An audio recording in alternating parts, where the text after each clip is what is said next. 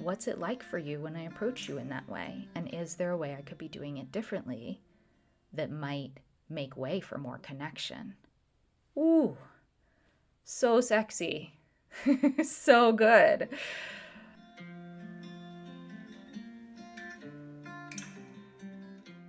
Hello, and welcome to The Things That Come Between Us. I'm your host, Charu Morgan, and I've been working with couples and individuals for almost 20 years, supporting them in feeling more connected to their own bodies, their sexuality, and their partners. And I'm excited to share that work in new ways. And here I am creating a podcast for you. We are talking about on this podcast the things that come between us and the people we want to connect with, the intimacy we truly desire. So, thank you so much for joining me. And if you're inspired to learn more about my work and how I can support you, you can go to my website, charumorgan.com. That's CHARUMORGAN.com. I hope you enjoy this episode.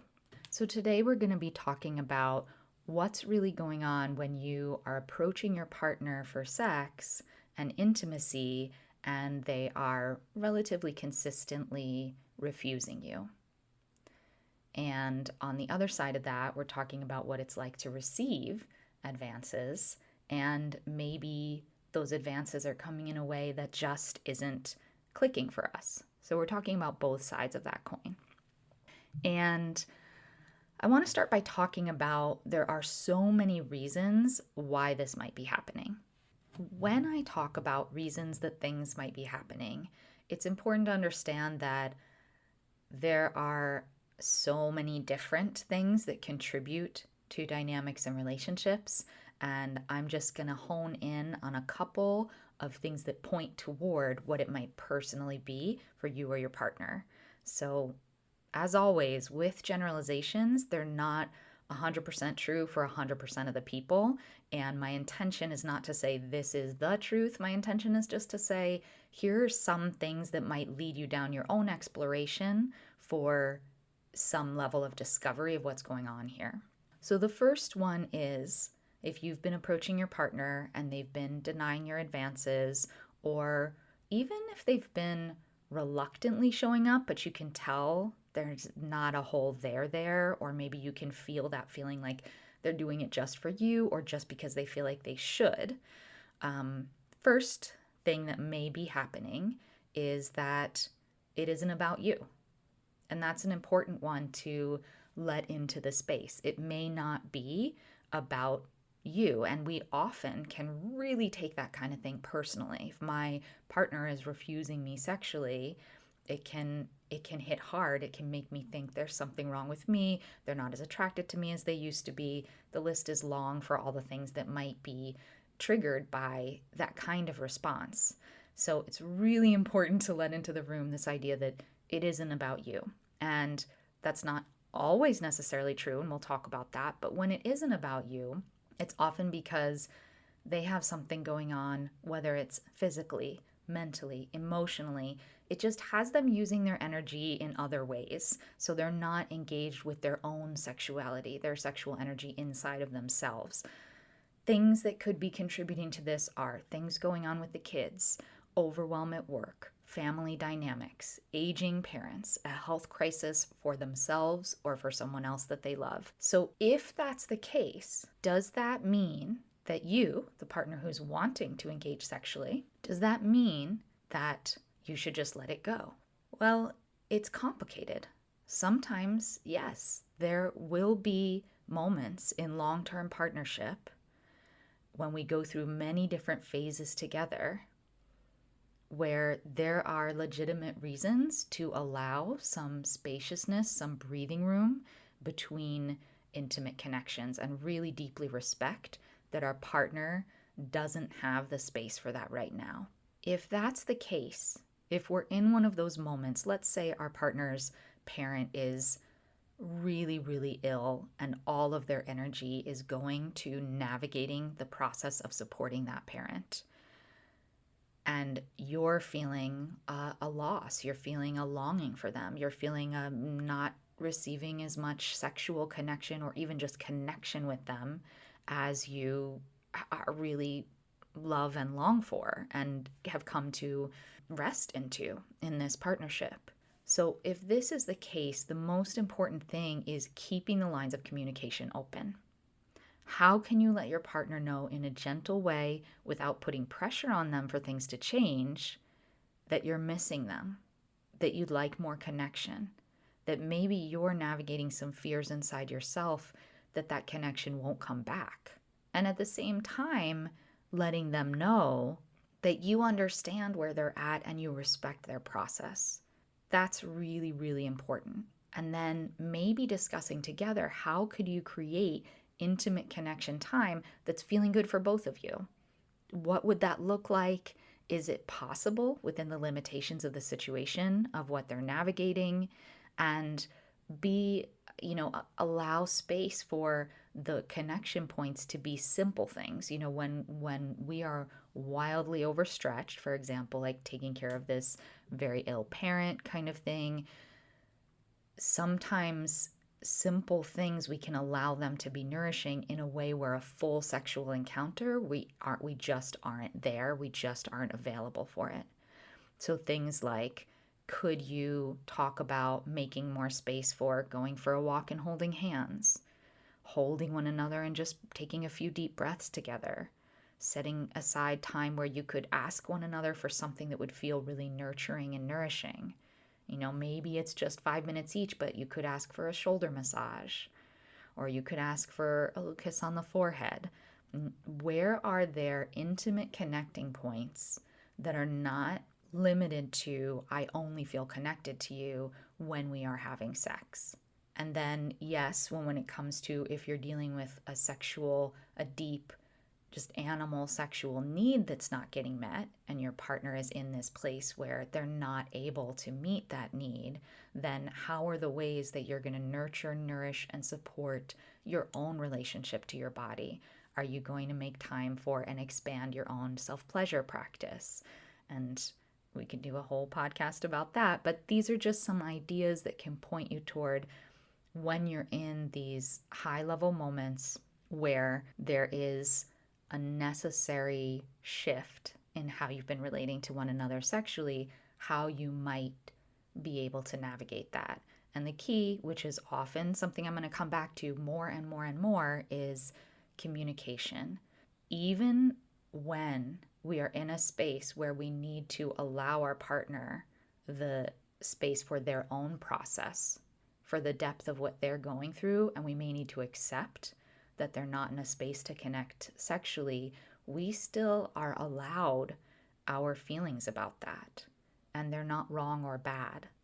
And I'm going to talk a little bit more about this later, but in relationship, there are going to be moments, and of course we have to track like just how long of an expanse are these moments, but in a relationship there are going to be moments where one of us is sacrificing a preference. And ideally, in a long-term relationship, those are going to flip depending on who is what I would call the stronger partner at the time.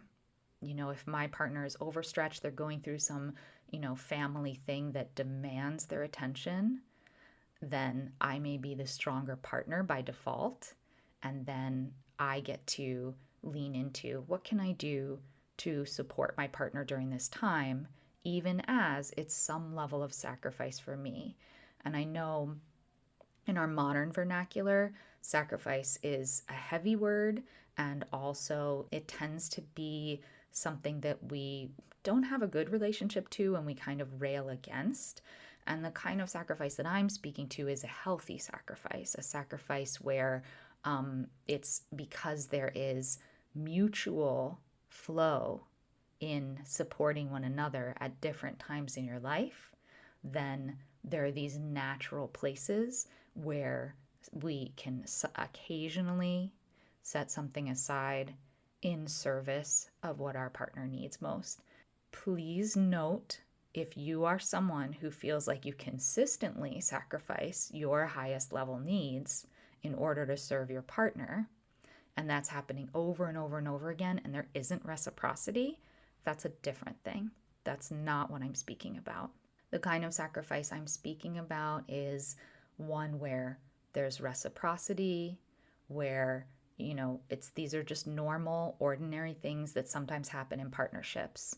One partner gets a job in a new town, and the other partner says, well, it's more important for me to be with you than it is for me to pursue what's going on for me in this town. That's a sacrifice for the love, for the connection, for the partnership. And likewise, once you've made that move, maybe a couple of years later, the other partner is having a clip where they're working really, really hard and they're not as available to consistently invest in the relationship. It will be natural for these things to flip-flop, for us to sometimes be the one who's prioritizing what our partner needs and sometimes be the one who's being prioritized. If there isn't that kind of reciprocity and flow, then that's where there are other deeper things we need to look at in the relationship. So in this context, I'm speaking about where there is, generally speaking, in the partnership, reciprocity and flow.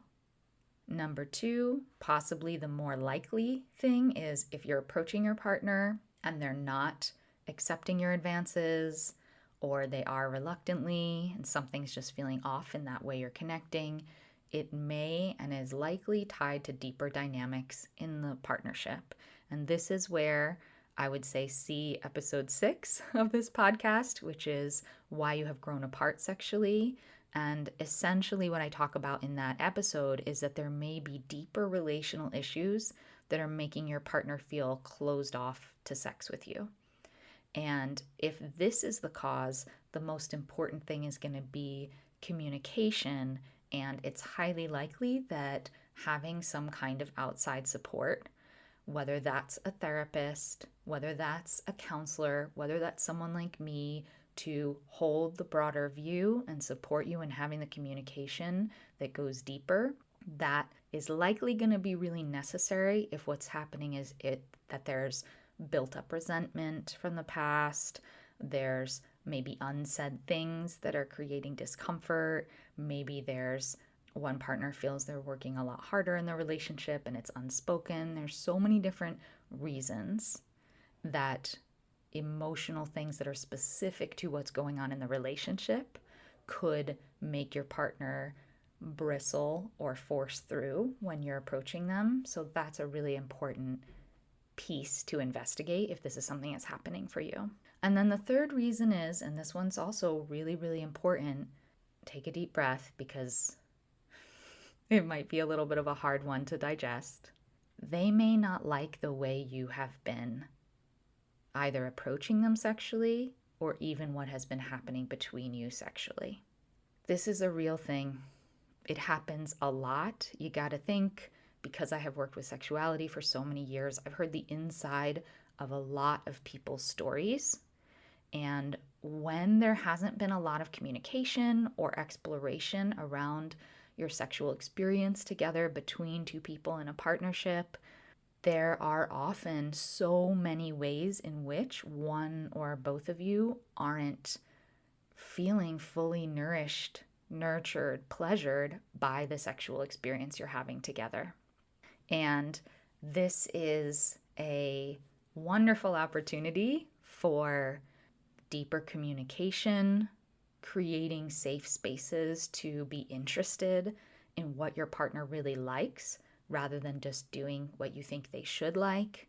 Exploring, creating opportunities to explore, well, what is it that they really do like? And also potentially getting some outside support. There's a lot of cultural stuff in this one where, for different reasons, we may have been enculturated to fake orgasms to make our partner believe that we're having a good time when we're not.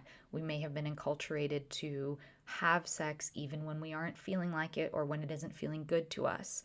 We may have been enculturated to make sure that to focus on some external aspects of sex. These things are really, really deep. Social media and exposure to different things on the internet has made a lot of us in different ways be really externally focused. I had a client many, many years ago where the thing she was the most focused on in sex was how her body looked in the different angles. And she almost never even noticed her experience of pleasure. She had never really explored that. That's why she was coming to see me. She had never felt like there was enough space to put focus on that or felt like it was important, because the most important thing was how each shape her body was in was looking to her partner from the outside and making sure that it was a turn on for him. And so her actual pleasure wasn't even in the room with them. And this is just a product of the time we live in. So I share that example. There's lots of different reasons and ways that this might be happening, but I share that example because it's such a great one to see, oh, like there may just be need for next level conversation. That conversation might be tricky. It might be embarrassing. It likely will maybe leave us a little deer in headlights if we haven't thought about things before. And if you're in a long-term relationship and one partner hasn't actually been really deeply enjoying the sexual encounter, and you come to a place where you realize that and you get to explore together, how exciting. What a delight to be able to begin to just get to know your partner, maybe in a way that they've never even gotten to know themselves yet. Or for you to get to know yourself and to be able to share even more with your partner. Because while looking really beautiful to your partner when you are having sex is a turn on for them, and being truly deeply lost in your own experience of delight and pleasure is the most incredible gift that you can give your partner. It is, and I think we can, maybe even investigate this inside of ourselves. Like when we see our partner in pleasure, how amazing does that feel? What does that give? Oftentimes it gives more arousal. It starts this flow between the two bodies. My partner experiences pleasure. I feel that pleasure warming in my body.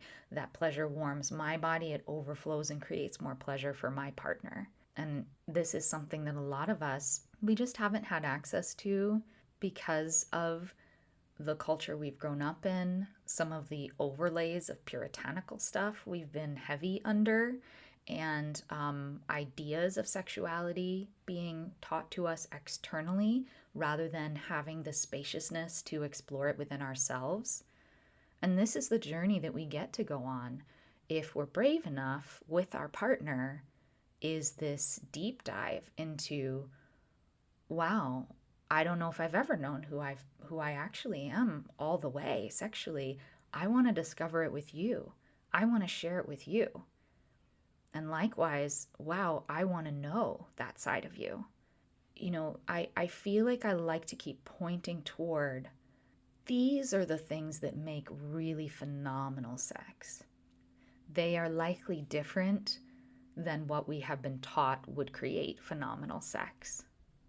Now we're going to go into how would you approach your partner if you haven't had sex in a while and you want to have sex. And maybe again, how you've been approaching them has been falling flat, hasn't been working. We're going to talk about some ways that you might be able to begin to approach them that might feel better for them, might lead to next steps that actually nurture and nourish both of you.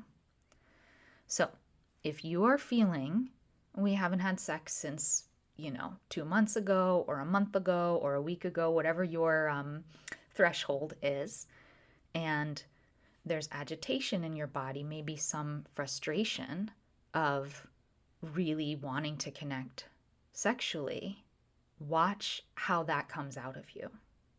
So this is really important.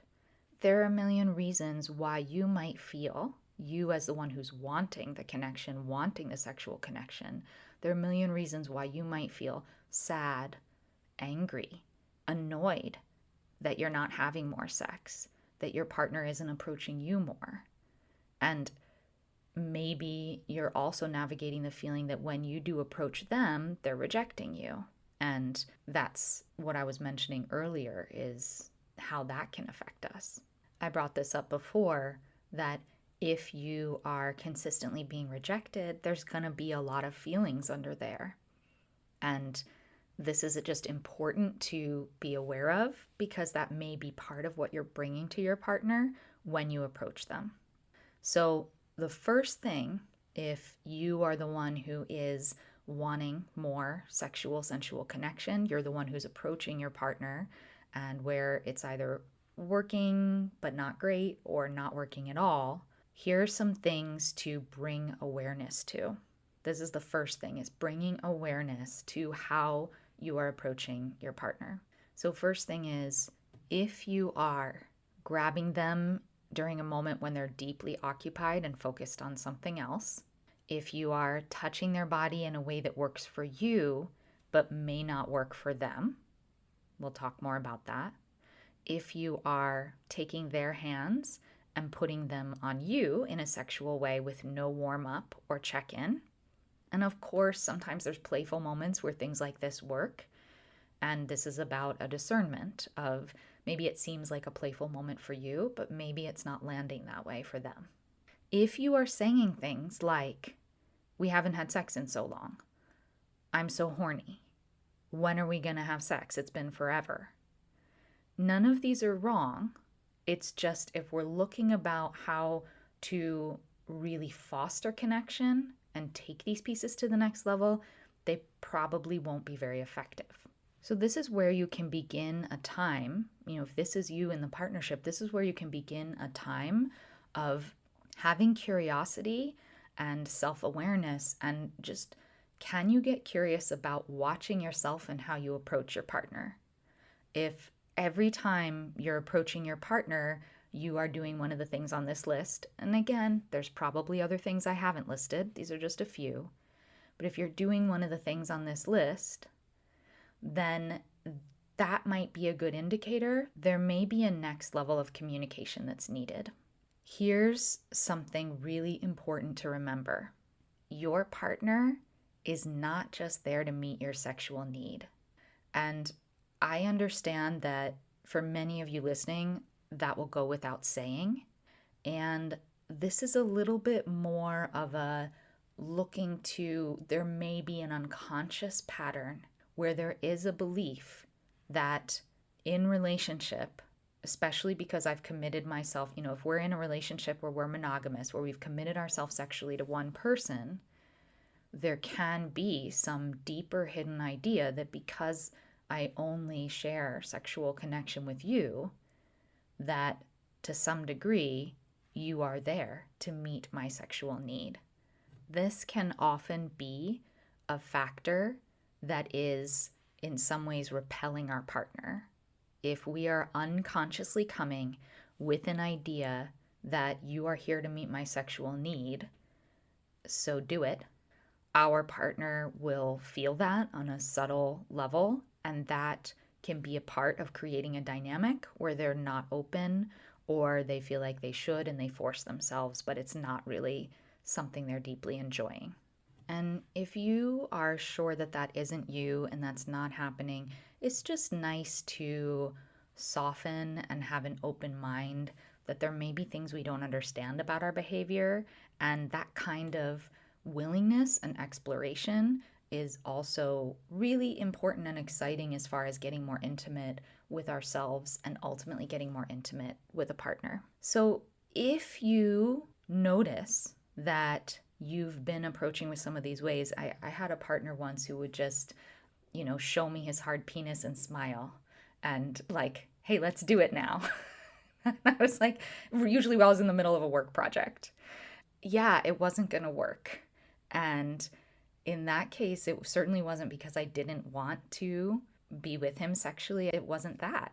It was simply that there were ways that I was going to need to be approached that were respectful of me and where I was at and what my body was going to need, rather than that was really focused on his need, his body, and just the idea that that would be enough to pull me out of work mode and into lovemaking mode. So sometimes it's just as simple as that, right? It's just we're in different modes and we're approaching the situation differently. So if you notice that we know for sure that if you are relating to this episode, that you're noticing, what we know for sure is you're noticing that your advances either aren't working or your partner's going through it just because they also want to connect with you, but it's not coming from like freedom, flow, excitement, openness.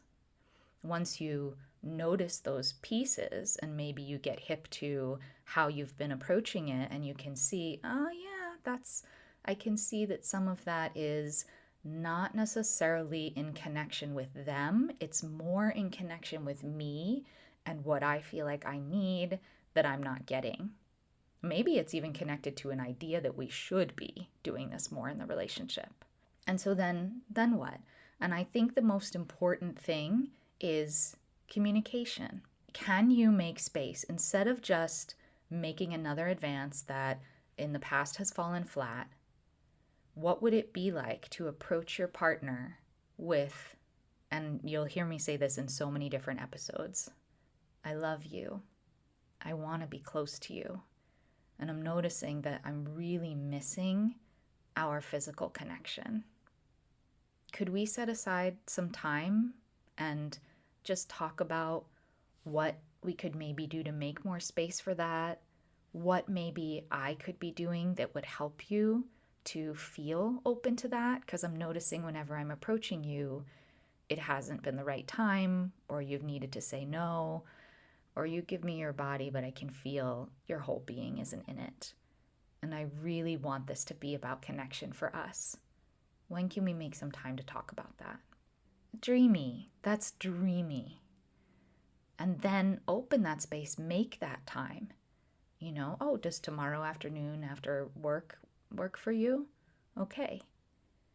Now remember here, even if you give your partner the world by asking them, what is it that might work for you that's different? Like, how is it? You could even start with, how has it felt when I've approached you?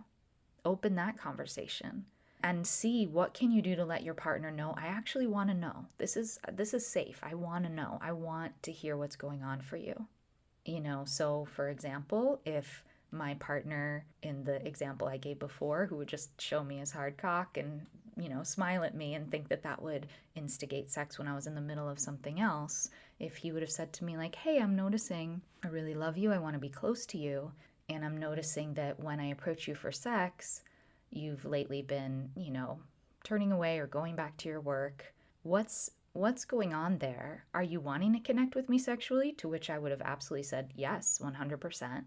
And then if he had followed up with, what's it like for you when I approach you in that way? And is there a way I could be doing it differently that might make way for more connection? Ooh, so sexy. So good.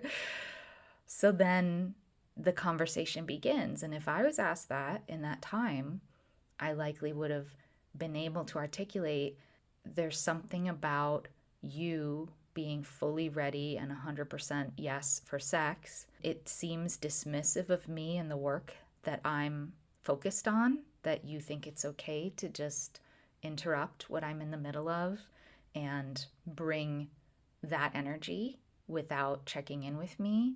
And it also feels like even if I had a yes for it, that I would have to immediately be able to shift gears and feel ready for sex right away and just be able to do it. When the truth is, I need some space. I would need some help transitioning. I would need some care, ideally. Let me think about the details of this. If my partner would have said, well, what is it that would work? I probably would have said, it would really be amazing. I would feel so deeply respected and cared for if you would wait until my workday was complete.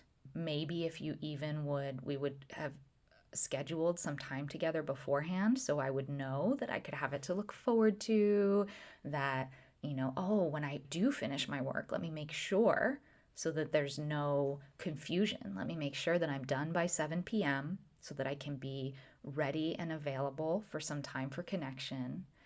And also, I probably need a little bit of help to unwind so that I can even feel my body after sitting at the computer all day. So maybe a massage or even just a little shoulder massage, maybe holding me and breathing with me. Maybe if you've made dinner, because I'm often a little bit stressed out about what's going on for dinner. So maybe if you've either made dinner, ordered in dinner, or made a plan for us to go have dinner, then that relaxes that whole, and you've told me in advance, you don't have to think about dinner. I've got that handled. Okay, great. Then that whole part of me relaxes. And then if you were open to exploring like what with me, what it is that my body needs in order to feel my sexuality again, because I've been in work mode, because I've been maybe on a larger scale, I felt a little disconnected from my sexuality because I've been working so much. Maybe if I knew that you were open to the fact that it might take me a little time to find that opening, that I might need a little bit of soft touching and cuddles before I could open to something more sexual, sensual, I think that would really help me feel more of my own self, to be able to come to this encounter with all of myself for you and to be excited about making love. And it's not always going to be that many layers, and sometimes it may be.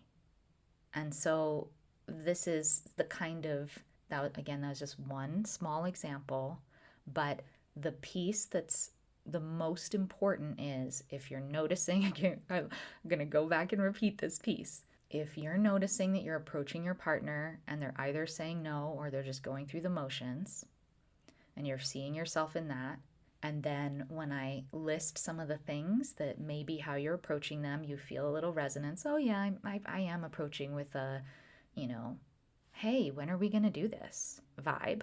And I'm not thinking at all about what might be going on for them, what they might need in order for their body to really open. Then my first step is to open up communication. Hey, I love you. I'm repeating this again because it's so important. I love you. I want to feel close to you.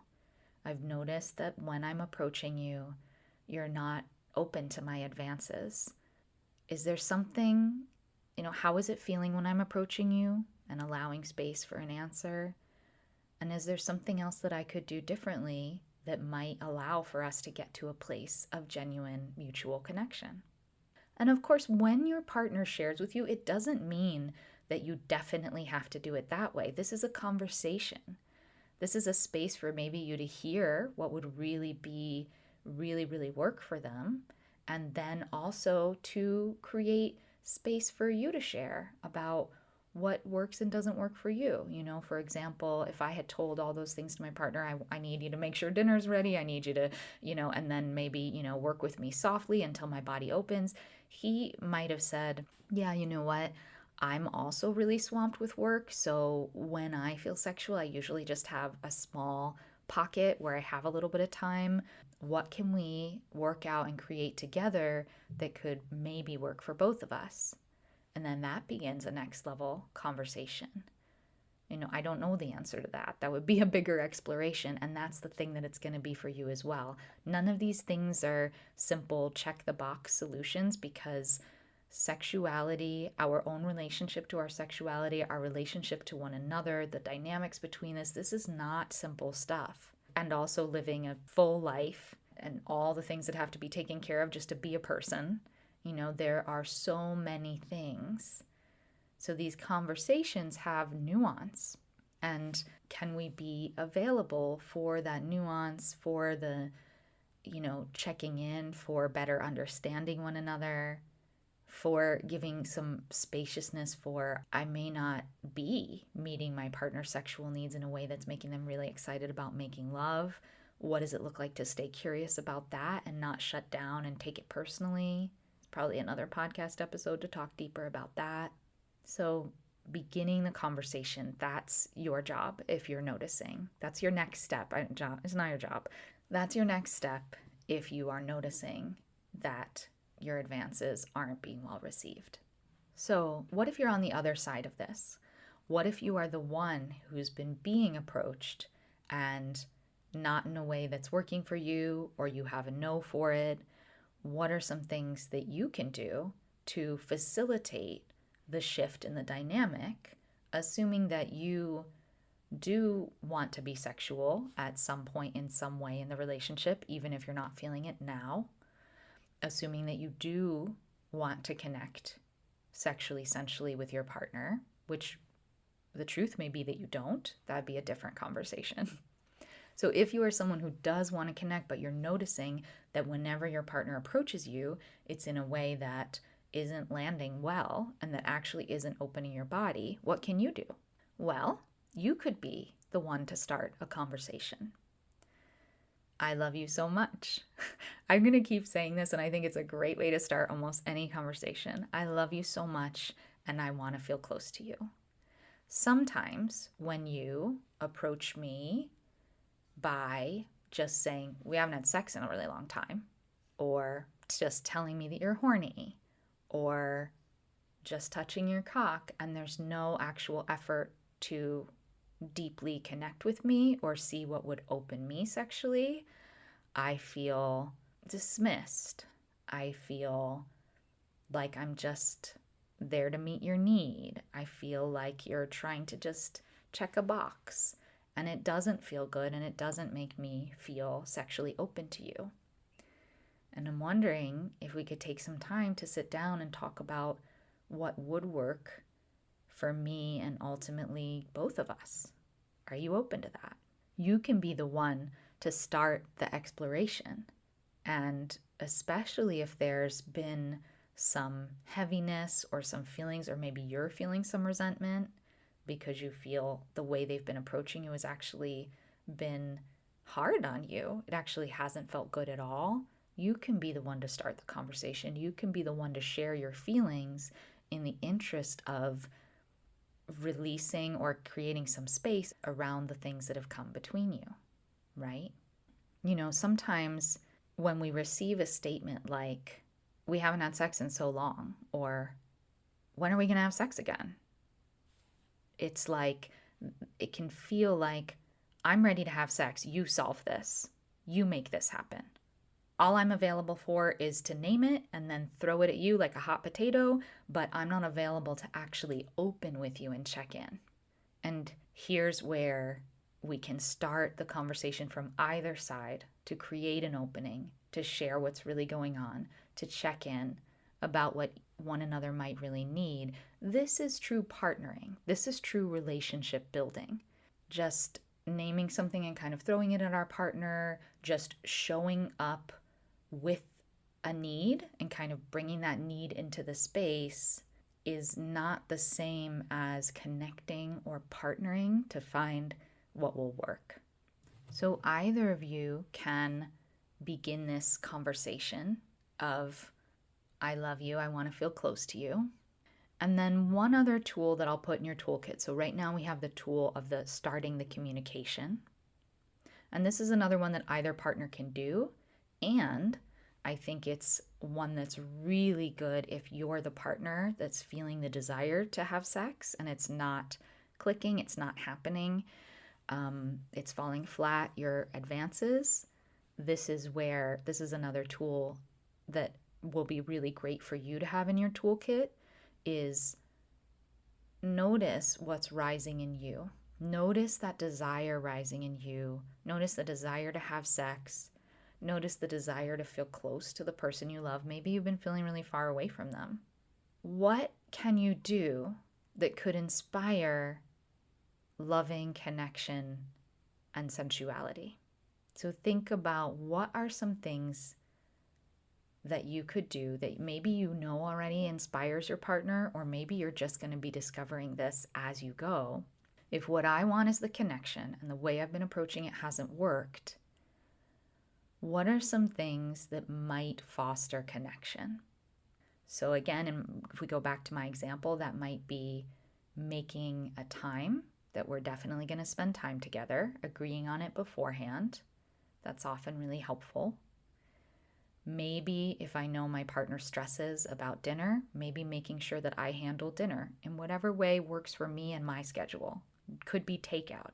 It doesn't have to be big and extravagant, but how can I maybe do something to take something off their plate if part of what's happening for them is stress, and create a spaciousness?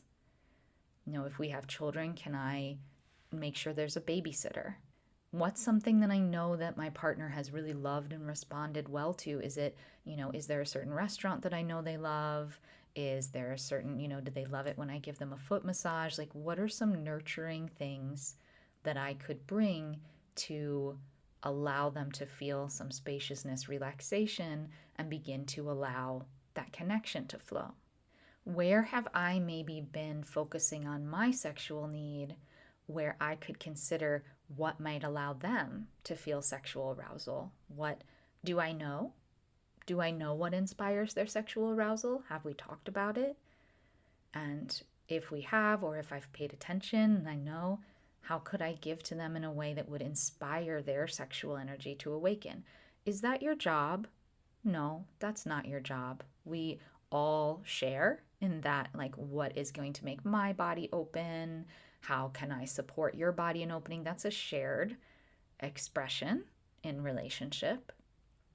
And if I'm wanting to be the one moving toward my partner, if I'm the one who's actively feeling the desire, a creative way to work together would be to see, what do I know that can inspire that desire in my partner?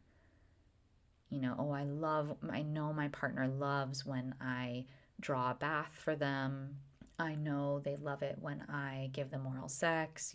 Who knows, whatever's in your toolkit of things that you may know that your partner loves, anything from something incredibly nurturing to something that's maybe more highly sexual, depending on how your partner works.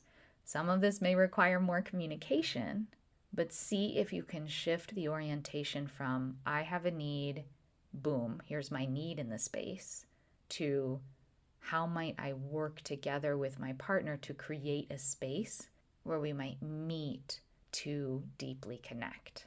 Does that shift in context give anything? And is that harder work? Absolutely. Yeah, it's much harder work than just showing up and saying, hey, we haven't had sex in a while. It's much harder work than just showing up with yourself aroused and being like, hey, let's do it. And ideally, when we're in a partnership where there's reciprocity, and that's the baseline for now, and that's, again, another deeper conversation of discovering, is there reciprocity in the relationship? What is reciprocity? All those things. But today I'm speaking to, if you're in a relationship where there is reciprocity, then if I'm feeling the desire, how can I make it a creative endeavor to foster connection? And this is where sex and relationship gets really, really exciting, when we approach it not just to meet our need, but to really have as an exploration of opening and connection. And shifting that to be our intention can shift almost everything we do in relationship to it. Ideally, or not ideally, ultimately, when you approach your partner with care and sincerity, with love, with the desire for that deeper level of connection, they're going to feel that. When that's the deeper motivator, they're going to feel that, and that's going to contribute to them opening their body.